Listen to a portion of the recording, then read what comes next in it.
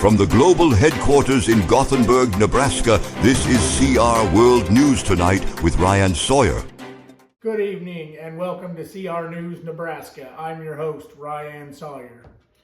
Breaking news out of McDonald's in 6 states where E. coli has been detected in the Quarter Pounder hamburgers. Let's turn it over to Connor, who has the latest.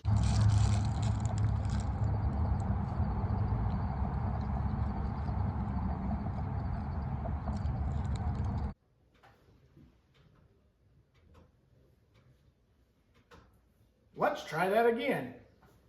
Connor, can you hear us? CR News, I'm here at the Golden Arches where there seems to be an E. coli breakout that's going on.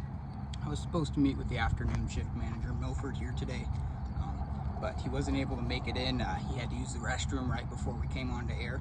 I met with him earlier and he gave me some of the important details of this story. E. coli has been detected has just been discovered in the Quarter Pounders here at McDonald's in at least 13 states, and that includes Nebraska. So I actually got one of these E. coli burgers. I'm going to go ahead and give it a try. I really don't taste the E. coli too much, but do not try this at home because it's in there. They found it. People are getting sick all the time. Those that have been infected with this bacteria are actually calling the Quarter Pounder the In-N-Out burger because of how quickly it passes through your system. So you don't want to be messing around with this. If you do get a burger, eat it inside, wait till you get home. Do not try to eat it in your car. It won't turn out well for you. But the shift director has told me that, as you can probably tell behind me, this place really isn't all that busy. Nobody wants to eat an E. coli burger. So they're going to other places, and I've actually heard that Wendy's and their Krabby Patty is actually just about sold out because of this E. coli outbreak. So investigators are looking into the cause of this E. coli and the possibility of it being linked to the E. coli outbreak earlier in the month in August there in Gothenburg. So reporting in Kearney, I'm Connor, and now back to the CR World News Nebraska global headquarters in Gothenburg.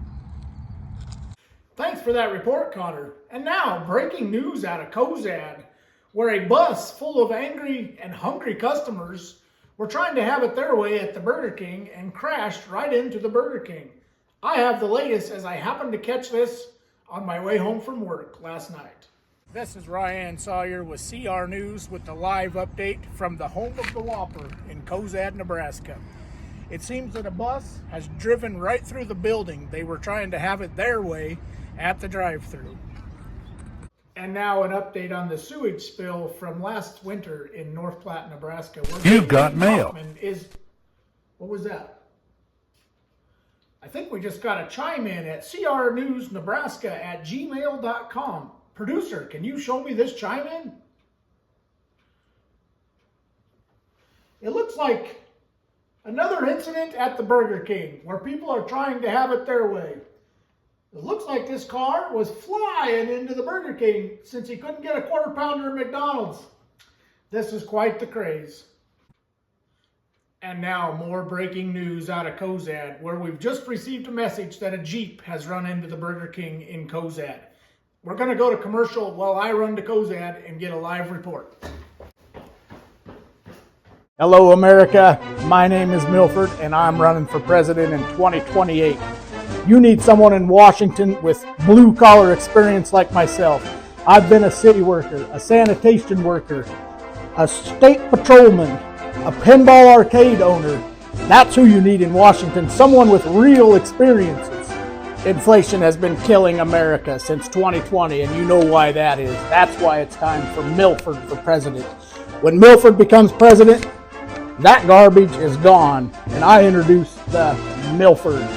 This will be worth 20 times the value of this trash.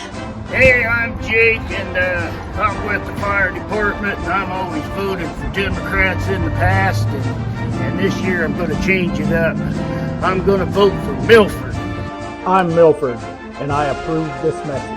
The American Pinball Association is responsible for this ad. No elephants were harmed during the creation of this ad. Side effects may include severe diarrhea, excessive spending with all the Milford currency, paid for by Milford for president, with the inflated U.S. dollar.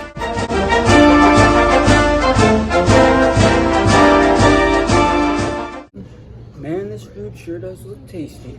I've got donuts, chicken fried steak, corn dogs, pineapple, bananas, pie, and a dinner roll. But I feel like I've been putting on the pounds ever since I started school in August, like about 15 to be exact. But I'm not worried. I'm going to eliminate my freshman 15 with the freshman 15 summer weight loss program before it turns into the sophomore 30, the junior 45, or the senior 60. Look at how much weight I lost. I won't be needing this big long belt anymore. Call the number on your screen now to get the meals delivered right to your porch all summer.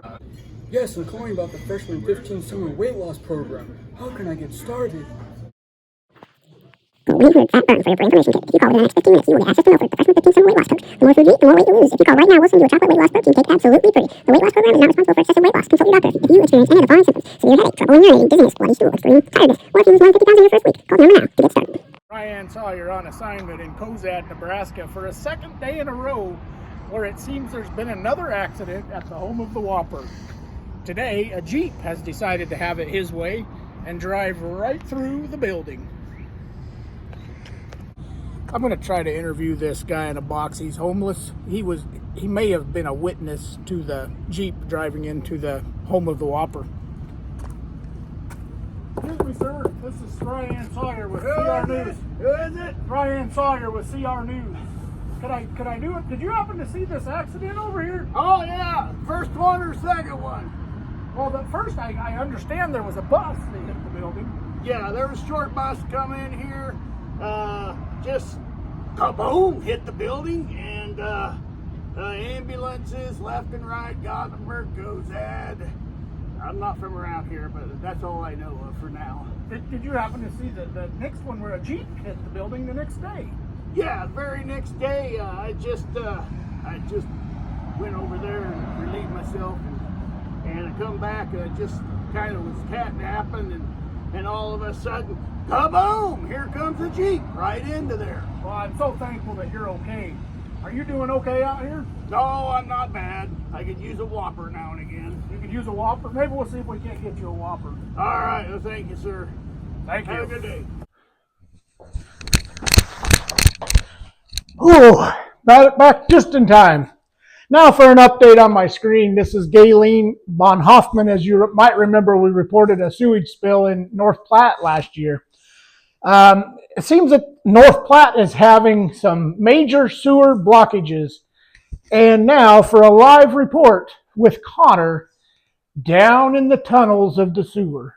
This is Connor reporting live for CR News. I'm down here in the North Platte sewage system. You can see here lots of sewage down here that I'm standing in. There's actually a sewage block happening.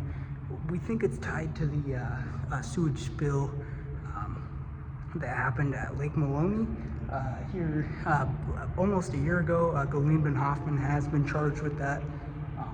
But we're just not sure. I'm down here with Milford. We're trying to figure out, this should be flowing. I shouldn't even be able to stand here. It should just be plump full of sewage, but it's not. So we're trying to locate that block. Another reason is the Archway Buffet. A lot of people have been stopping there on I-80, and we think that might have a tie to this problem. Connor, can you hear us? Producer, turn the sound down. Oh my God. Connor, can you hear us down there in the tunnels? I think we've lost you. Producer, that is so loud. Turn that down. Oh, there he is. Okay, Connor, you're back live. And then they're going to, they're driving, and then, about 97 miles later, it hits them at North Platte, and they're getting off at the exit.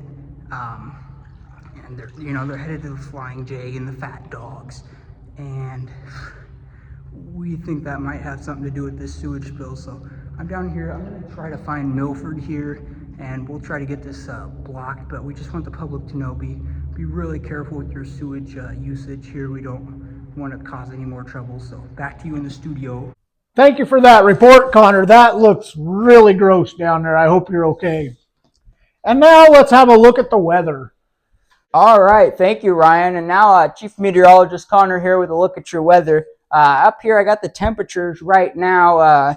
Down here in Kearney, we're at about 38 degrees. Lexington is a little bit warmer, 40 degrees, and then keep going over here. It's warming up, 45 here in North Platte. Then it starts to cool down as you keep going west, 44 in Ogallala. So it's pretty nice Thanksgiving Eve out there, but we'll just go ahead and take a look at the wind here, and not really sure what the producer's got going on with all these colors.